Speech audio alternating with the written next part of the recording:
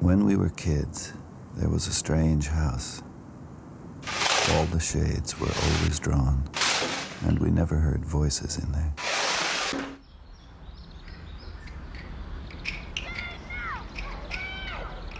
And the yard was full of bamboo, and we liked to play in the bamboo, pretend we were Tarzan,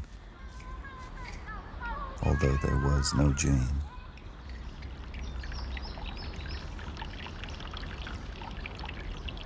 And there was a fish pond, a large one, full of the fattest goldfish you ever saw, and they were tame. They came to the surface of the water and took pieces of bread from our hands. Our parents had told us, never go near that house. So, of course, we went. We wondered if anybody lived there. Weeks went by, and we never saw anybody. Then, one day, we heard a voice from the house. You goddamn whore. It was a man's voice. Then, the screen door of the house was flung open, and the man walked out. He was holding a fifth of whiskey in his right hand. He was about 30. He had a cigar in his mouth, needed a shave. His hair was wild and uncombed, and he was barefoot in undershirt and pants. But his eyes were bright. They blazed with brightness. And he said, Hey, little gentleman. Having a good time, I hope. Then he gave a little laugh and walked back into the house.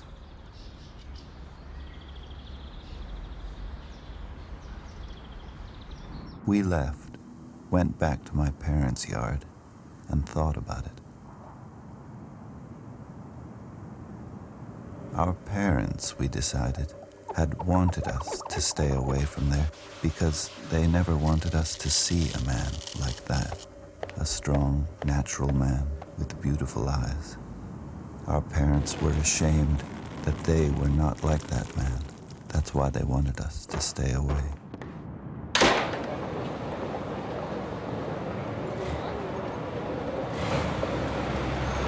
But we went back to that house and the bamboo and the tame goldfish. We went back many times for many weeks, but we never saw or heard the man again. The shades were down as always, and it was quiet. Then one day, as we came back from school, we saw the house. It had burned down. There was nothing left, just a smoldering, twisted black foundation. And we went to the fish pond, and there was no water in it, and the fat orange goldfish were dead there, drying out. We went back to my parents' yard and talked about it, and decided that our parents had burned their house down, had killed them, had killed the goldfish, because it was all too beautiful. Even the bamboo forest had burned. They had been afraid of the man with the beautiful eyes.